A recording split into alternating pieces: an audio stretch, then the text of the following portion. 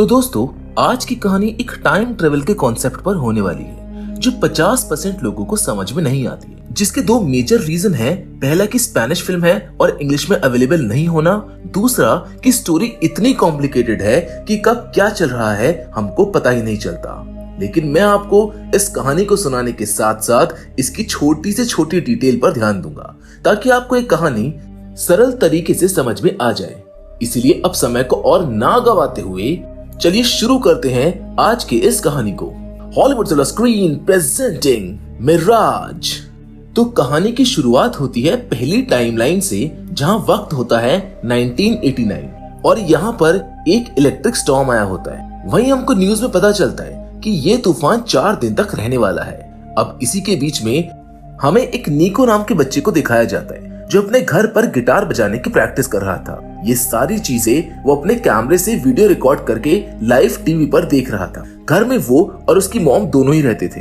अब निको late night guitar बजा रहा था, इसीलिए उसकी मॉम आकर उसको डांटती है और अपनी नाइट शिफ्ट वाले काम पर चली जाती है। निको वापस गिटार बजाने लगता है, लेकिन कुछ देर के बाद उसे उसके पड़ोसी के घर से काफी चीखने और चिल्लाने की आवाजें आती हैं। उसके पड़ोसी थे एंजल और उसकी पत्नी हिल्डा। ये जब उनके घर में जाता है तब पता चलता है कि एंजल ने उसकी वाइफ हिल्डा को मार दिया है और उसके हाथ में चाकू है। अब ये नजारा देखकर निको वहाँ से डर के मारे भाग जाता है, जबकि एंजल उसका पीछा करने लगता है। भागते हुए बेचारा निको रोड पर आता है और वहीं उसका एक्सीडेंट हो जाता है, जिस वजह से निको मारा जाता है। कहानी आगे बढ़ती है 25 साल बाद 2014 में, जहाँ पर हमको वेरा नाम की नर्स, उसकी बेटी ग्लोरिया और पति डेविड जो कि बैंक में काम करता है, उनको दिखाया जाता है। वो निको के घर में ही शिफ्ट हुए थे।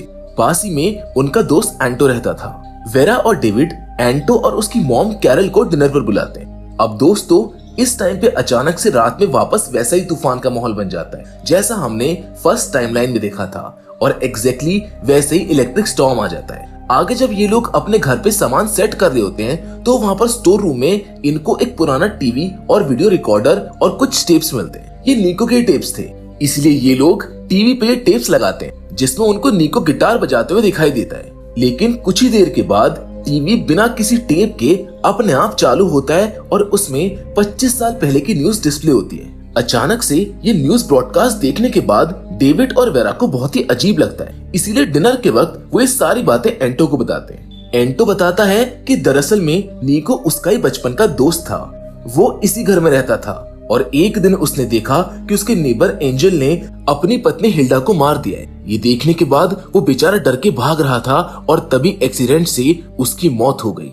अब डेविड को काफी क्यूरियोसिटी होती है, इसलिए वो निको और एंजल के बारे में लोकल न्यूज चेक करता है, जिससे उसको पता चलता है कि एंजल अपनी वाइफ को मारने के बाद उसकी लाश वेयर हाउस में छुपाने वाला था। लेकिन अनफॉर्चुनेटली निको ने उसको देख लिया, जिससे एंजल का ये प्लान फेल हो गया। इसके बाद एंजल को पुलिस पकड़ लेती है और 3 महीने बाद एंजल भी जेल में आत्महत्या कर लेता है। दूसरी ओर डेविड के घर आने के बाद वेरा को डेविड के कपड़ों में एक मैच बॉक्स मिलता है, जिसको देखकर वो हैरान हो जाती है। वो डेविड को समझाती है कि उसको स्मोक नहीं करना चाहिए, पर डेविड कहता है कि उसने बस एक ही बार स्मोक किया है और आगे वो स्मोक नहीं करेगा, इसीलिए वो ये मैच बॉक्स लेकर खिड़की से बाहर फेंक देता है। वहीं अब इस टाइमलाइन के स्टॉर्म को दिखाया जाता है। अच्छा, मैं आपको बता दूं कि यहाँ पर भी जो स्टॉर्म चल रहा था वो 4 दिन तक कंटिन्यू रहने वाला था। खैर, अब रात में वेरा को ऑड सी आवाजें आने लगती है। जब वो देखने जाती है तो टीवी ऑन था और निको टीवी पे कुछ रिकॉर्ड कर रहा था, जिसको देखकर वो काफी हैरान होती है।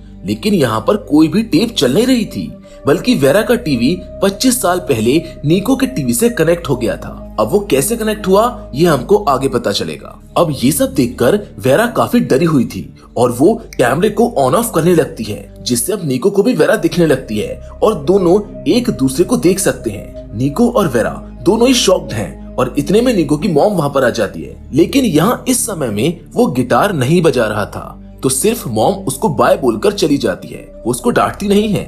यानी वेरा के इंटरफेरेंस के कारण यहाँ पे टाइमलाइन में थोड़ा कुछ चेंज तो हुआ है। अब वेरा निको को बताती है कि वो फ्यूचर से बात कर रही है। इनफैक्ट एज ए प्रूफ वो उसको उसके रिकॉर्डेड टेप्स भी दिखाती है जो वेरा के घर में पड़े हुए थे।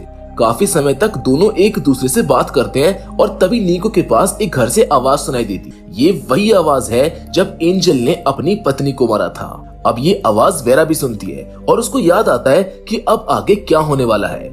इसलिए वो निको को वार्न करती है कि तुम उनके घर पर मत जाओ, और वो उसको सारा किस्सा बताती है। इनफैक्ट वो अपना मोबाइल निकालकर पुरानी न्यूज भी दिखाती है कि क्या होने वाला है। दूसरी ओर एंजल ने हिल्डा को मार दिया है। वेरा कहती है कि तुम वहाँ पे जाने वाले हो, वहाँ से डर के तुम भाग जाओगे और तुम भी मारे जाओगे। लेकिन निको नहीं मानता और वो घर से निकल जाता है। अब यहाँ इतने चेंजेस होने के बाद निको का क्या हुआ ये हमको आगे पता चलेगा। लेकिन इस टाइमलाइन में वेरा की टीवी की लाइट काफी ब्राइट हो जाती है और अचानक से वो अस्पताल में उठती है। सब कुछ अलग था क्योंकि यहाँ पर टाइमलाइन बदल चुकी थी। दरअसल अब सेकंड टाइमलाइन शुरू हो जाती है। इस सेकंड टाइमलाइन में वो नर्स थी, बल्कि न्यूरोसर्जन थी।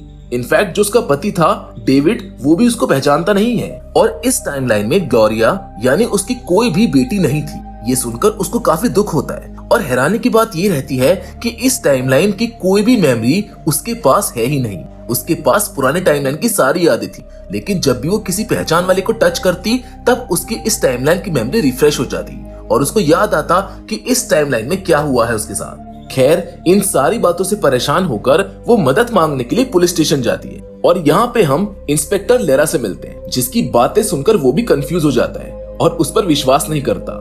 उससे वो प्रूफ मांगता है और काफी सोचने के बाद अब वेरा को यकीन होने लगता है कि उसने जो निको के साथ कांटेक्ट किया था उस वजह से टाइमलाइन बदल गई है। और अब सिंस टाइमलाइन बदल गई है तो हो सकता है कि इस टाइमलाइन में निको जिंदा हो। यही जानने के लिए वो उसके यानी कि निको के घर जाती है, लेकिन निको वहाँ पर नहीं होता है, पर वहाँ पर डेविड रहता है। और इस टाइमलाइन में डेविड ने एक लड़की से शादी की थी और उनकी एक बेटी थी। इसके बाद जो उनका फैमिली फ्रेंड रहता है वो उसके यानी एंटो के घर जाती है, जहाँ पर उसको पता चलता है कि एंटो की मॉम कैरल और एंजल ने शादी की है। वो एंटो से भी मिलती है, लेकिन एंटो भी उसको पहचानता नहीं है। फिर वो एंटो को टच करती है और तभी उसकी मेमोरी रिफ्रेश हो जाती है। जैसे पहले टाइमलाइन में ये दोनों फर्स्ट टाइम ट्रेन में मिले थे, पर इस टाइमलाइन में दोनों कभी मिले ही नहीं थे, दोस्त भी नहीं थे, जिन बातों को जानकर वो काफी दुखी हो जाती है। इसी दौरान टीवी पर मिराज नाम के नॉवल रिलीज होती है और उसके ऑथर का इंटरव्यू वो देखती है। इस नॉवल में लिखा गया था कि 1989 में एक लड़के को फ्यूचर से किसी लड़की ने कांटेक्ट किया था और उसने उसको मर्डर के बारे में बताया। अब ये स्टोरी तो वेरा की ही थी, इसीलिए वो पुलिस ऑफिसर लेरा के पास वापस मदद मांगने के लिए जाती है ताकि वो ऑथर से मिले। फिर दोनों ऑथर से मिलने जाते हैं, जहाँ पर पूछताछ करने पर उनको पता चलता है कि ये कहानी उसको निको की मॉम ने 20 साल पहले बताई थी। उसे टॉपिक काफी इंटरेस्टिंग लगा, इसीलिए उसने इस पर रिसर्च की और ये नॉवल लिखी। यहाँ पे वेरा को दो चीजों का बहुत बड़ा दुख था कि इस टाइमलाइन में उसका पति उसका नहीं है और उसकी कोई भी बेटी नहीं है। ये बात उसे काफी खाए जा रही थी। उसे ये सारी चीजें किसी भी तरह फिक्स करनी थी, जिसे फिक्स करने के लिए उसे उस कैमरे और टीवी की जरूरत थी, क्योंकि बाहर अभी भी तूफान चल रहा था, जिसका ये सेकेंड डे था। लेकिन इस टाइमलाइन में उसे निको के बारे में कुछ भी पता नहीं था। तो पुलिस ऑफिसर लेरा उसको बताता है कि निको को ढूंढने में वो उसकी मदद करेगा, लेकिन उसको कोई ना कोई सबूत चाहिए कि तुम सच बोल रही हो। काफी सोचने के बाद वेरा को डेविड ने जो रिसर्च की थी वो याद आ जाती है, जहाँ उसको याद आता है कि एंजल अपनी वाइफ को मारने के बाद डेड बॉडी को वेयर हाउस में दफनाने वाला था। तो ये पॉसिबल हो सकता है कि इस टाइमलाइन में भी उसने हिल्डा को मार दिया होगा और लाश को वेयर हाउस में दफना दिया होगा। जिसके बाद पुलिस उस जगह पर खुदाई करते हैं और उनको हिल्डा की लाश मिलती है, जिसको देखकर लेरा को विश्वास होता है कि ये सच बोल रही है। वो उसकी मदद करता है। फिर वो उसको एक मोटेल का एड्रेस देता है और कहता है कि तुम्हारे सवालों के जवाब तुमको मोटेल में मिल जाएंगे। जब वेरा मोटेल में पहुंचती है तो वहाँ पर उसको डेविड मिलता है। वो किसी और लड़की के साथ वहाँ पर था, यानी वो अपनी वाइफ को चीट कर रहा था। और यहाँ पर वेरा को वही टेबल पे मैच बॉक्स मिलता है, जो प्रीवियस टाइमलाइन में भी उसको मिला था उसकी पॉकेट में से। यानी वो पहले भी वेरा को चीट कर रहा था और इस टाइमलाइन में भी वो अपने इस वाइफ के साथ चीट कर रहा है। वेरा को ये जानकर बहुत दुख होता है, लेकिन वो ज्यादा कुछ नहीं बोलती और डेविड से हेल्प मांगती है, क्योंकि वो बैंक में काम करता था। और वो हेल्प इसलिए भी मांगती है क्योंकि डेविड के पास बहुत लोगों का डेटा होगा। डेविड पहले तो इनकार कर देता है, लेकिन फिर वेरा उसको ब्लैकमेल करती है कि मैं तुम्हारे अफेयर के बारे में तुम्हारी वाइफ को बता दूंगी, जिस कारण डेविड रेडी हो जाता है। अब थोड़ा सर्च करने के बाद उसे निको का एड्रेस मिल जाता है, जिसे वो वेरा को दे देता है। नेक्स्ट सीन में वेरा उस एड्रेस पर पहुंच जाती है जहाँ निको की मॉम थी।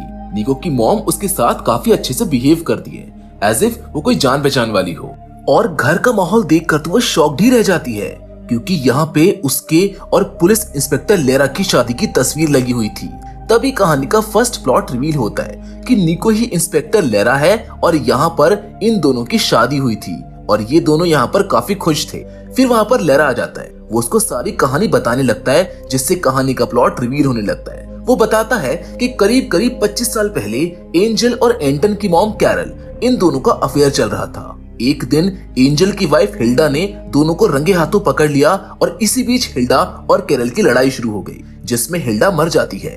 ये जब चल रहा था उसी समय वेरा और निको का कांटेक्ट हो रहा था। वो दोनों बात कर रहे थे, लेकिन चीख सुनने के बाद वेरा उसको वार्न करती है कि तुम बाहर मत जाना, पर फिर भी निको चला जाता है। लेकिन बीच में उसका मन बदल जाता है, इसीलिए वो आधे रास्ते से लौट आता है। इस कारण से वो मरता नहीं है और यही वजह थी इस टाइमलाइन के बदलने की। अच्छा दोस्तों, यहाँ पे एक इम्पोर्टेंट पॉइंट ये है कि 25 साल बाद वाली वेरा ने इसको कांटेक्ट किया था, यानी इस समय 1989 में जो वेरा है वो भी निको की एज की है, यानी वो भी छोटी बच्ची ही है। उसके बाद जब निको घर आता है तब अपने टीवी पे उसको वेरा दिखाई नहीं देती, लेकिन उसे एंजल पर शक रहता है। इसीलिए अगले दिन वो छुपके से एंजल के घर जाता है, जहाँ उसको बाथरूम में हिल्डा की लाश मिलती है। थोड़ी देर के बाद एंजल उस लाश को उठाकर ठिकाने लगा देता है। ये सब कुछ छुपके से निको देख लेता है। अब उसने ये खुद विटनेस किया था, इसीलिए आगे जाकर वो एंजल के खिलाफ पुलिस को कंप्लेंट कर देता है। लेकिन एंजल ने तो सारी प्लानिंग करके रखी थी। इनफैक्ट उसने हिल्डा का डुप्लीकेट पासपोर्ट भी बना रखा था, जिससे उसने फ्रेम किया कि हिल्डा परमानेंटली जर्मनी में शिफ्ट हो गई है। स्टेटमेंट में निको बताता है कि एक फ्यूचर से लड़की आई थी और उसने मुझको कांटेक्ट करके इस मर्डर के बारे में बताया था। अब ये सारी बातें सुनने के बाद पुलिस अपने इन्वेस्टिगेशन रोक देती है और वो केस बंद हो जाता है। लेकिन निको को अपने सवालों के जवाब नहीं मिले थे, इसीलिए वो वेट करने लगता है कि कब वापस उससे वेरा का कांटेक्ट होगा और वो इस मर्डर के बारे में और जानकारी लेगा। लेकिन 3 दिन बीत जाने के बाद जब वो स्टॉर्म निकल जाता है तो वो कनेक्शन कभी वापस बनता ही नहीं है। इसीलिए निको परेशान रहने लगता है कि उसके साथ आखिरकार ये हुआ क्या था, जिसके अजीब बिहेवियर के कारण उसकी मॉम परेशान हो जाती है। वो उसे एक साइकियाट्रिस्ट के पास लेकर जाती है, जिससे उसका ट्रीटमेंट शुरू हो जाता है। फिर कुछ दिनों के बाद निको अपना घर छोड़ देता है, लेकिन निको को बस यही जानना था कि उस लड़की ने उसको वापस कांटेक्ट क्यों नहीं किया, क्योंकि उसको आगे जानना था कि क्या हुआ। उसको याद आता है कि एक दिन वेरा वनपीडिया नाम के स्टेशन पे एंटन से मिली थी, इसीलिए वो कई साल तक रुकता है और रोज उस स्टेशन पे जाता था। वो उसका वेट करता था कि एक दिन वो वेरा से जरूर मिलेगा। इस तरह काफी साल बीत जाते हैं और वो बड़ा हो जाता है। एक दिन उसको वेरा ट्रेन में दिख जाती है। यहाँ ओरिजिनल टाइमलाइन के अनुसार एंटन की मुलाकात वेरा से होने वाली थी, लेकिन निको को वेरा पसंद आती है और वो खुद को वेरा से इंट्रोड्यूस करता है। फिर उनकी दोस्ती हो जाती है और कुछ सालों बाद उनकी शादी।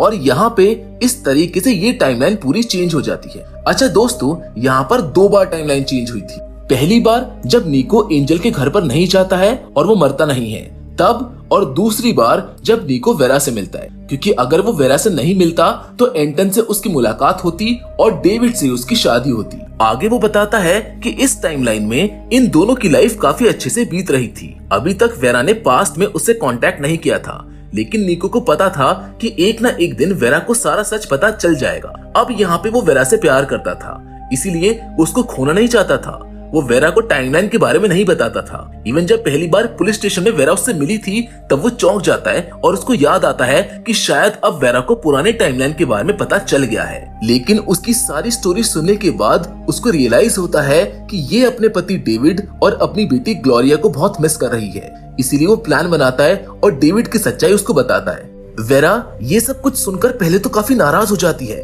कि उसे इस टाइमलाइन के बारे में कुछ भी नहीं पता। फिर निको उसको शांत करता है और उसको टच करता है। तभी वेरा की मेमोरी सारी रिफ्रेश हो जाती है और उसे उन दोनों से जुड़ी हुई सारी बातें याद आने लगती है। उससे मिलना, दोस्ती करना और फिर शादी। निको के लिए उसके मन में प्यार आता है, लेकिन अभी भी उसकी लाइफ में कमी थी क्योंकि उसको ग्लोरिया चाहिए थी, यानी कि उसकी बेटी।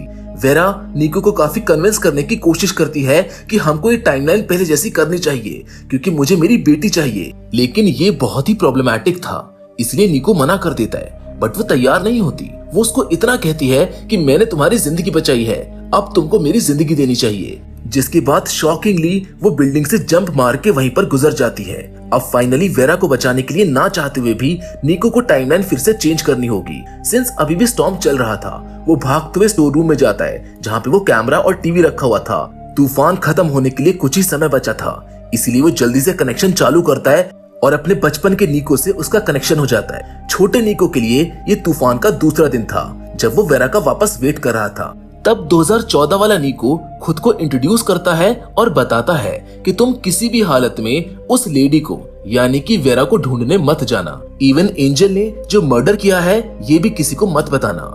ये सीक्रेट अपने पास ही रखना और सबसे इम्पोर्टेंट उससे ऑब्सेस्ड मत होना।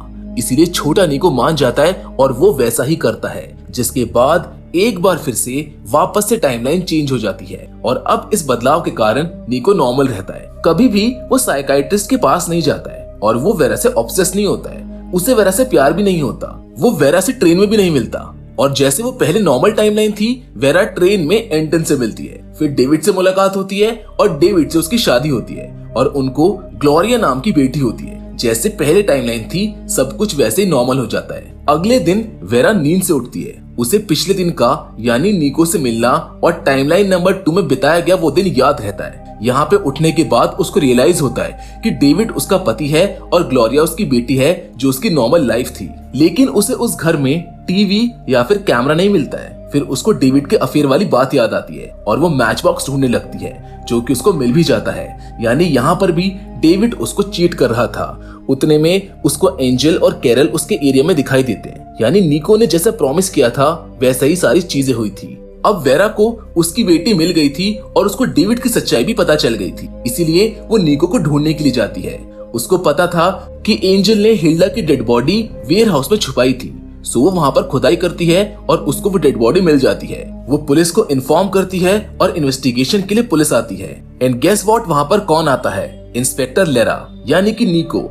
इनफैक्ट वेरा उसी का इंतजार कर रही थी। अब यहाँ पर टाइमलाइन के अनुसार निको को तो बस यही याद था कि बचपन में एक लेडी ने उससे कांटेक्ट किया था। फिर फ्यूचर से वापस उसका सेल्फ आता है और उसको कांटेक्ट करके बताता है कि तुम उस लेडी के पीछे मत जाना। इसीलिए वो वेरा को नहीं पहचानता है। वो वेरा से पूछता है कि तुम कौन हो और इस डेड बॉडी के बारे में तुमको कैसे पता? जिस पर वो उसको देखते हुए कहती है कि मैं जानती थी कि तुम ही आओगे निको। अब निको ये नाम सुन के चौंक जाता है क्योंकि वो उसके बचपन का नाम था। जिस पर वो पूछता है कि तुमको मेरा नाम कैसे पता? वेरा स्माइल देते हुए कहती है कि तुम भी मुझको जानते हो, पर अभी तुम्हें वो याद नहीं आ रहा है क्योंकि यहाँ पे निको को उसके पास्ट टाइमलाइन के बारे में चीजें याद नहीं थी। वो हंस के उसको बताती है कि मैं वही लड़की हूँ जिसने तुम्हें बचपन में कांटेक्ट किया था फ्यूचर से। और वो धीरे धीरे उसको सारी चीजें बताती है कि कैसे दोनों की टाइमलाइन चेंज हुई थी और कितनी बार ये दोनों मिले थे। सेकंड टाइमलाइन में दोनों हस्बैंड वाइफ थे और फिर इसी तरह दोनों एक दूसरे को मिलते हैं और अपनी एक नई जिंदगी शुरू करते हैं। मजे की बात तो ये है कि इस जिंदगी में वेरा की बेटी ग्लोरिया भी उनके साथ थी, जिसके साथ ये कॉम्प्लिकेटेड सी कहानी यहीं पर खत्म हो जाती है। वैसे मैं जानता हूँ कि इस कहानी को सुनने के बाद आपके कुछ सवाल होंगे, चलिए उनको भी क्लियर कर देता हूँ। अब बात करते हैं कि एग्जैक्टली फ्यूचर और पास्ट का कनेक्शन एस्टैब्लिश कैसे हुआ। तो दोस्तों, यहाँ पे जो एक इलेक्ट्रिक स्टॉर्म आया था यानी तूफान जो आया था वो 1989 में था, लेकिन एग्जैक्टली सेम टाइम पे फ्यूचर में भी यानी कि 2014 में भी यही इलेक्ट्रिक स्टॉर्म आया हुआ था। इसी कारण से स्पेस टाइम कॉन्टिनम में ग्लिच आ जाता है, यानी जो चीजें हो रही हैं उनके सीक्वेंस में एक चेंजेस आ जाते हैं, जिसके कारण एक वर्म होल तैयार हो जाता है जो 1989 और 2014 की दो टाइमलाइंस को कनेक्ट कर देता है, जिसके कारण वेरा और निको एक दूसरे से बात कर पाते हैं। और यही कारण था इन दोनों के कनेक्शन का बनने का। सिंपल वर्ड्स में ये दो एंड थे उस वर्म होल के और इसी वजह से ये दोनों टाइमलाइंस क्लैश हो रही थी और चेंज हो रही थी। वैसे मैं उम्मीद करता हूँ कि शायद अब आपको ये कहानी समझ आ गई हो। बाकी आपको ये वीडियो कैसी लगी हमें कमेंट करके जरूर बताइएगा। पर फिलहाल आज की वीडियो में तो बस इतना ही, लेकिन हम फिर से जरूर मिलेंगे और वो भी एक और नई इंटरेस्टिंग कहानी के साथ। पर हमेशा की तरह तब तक के लिए धन्यवाद।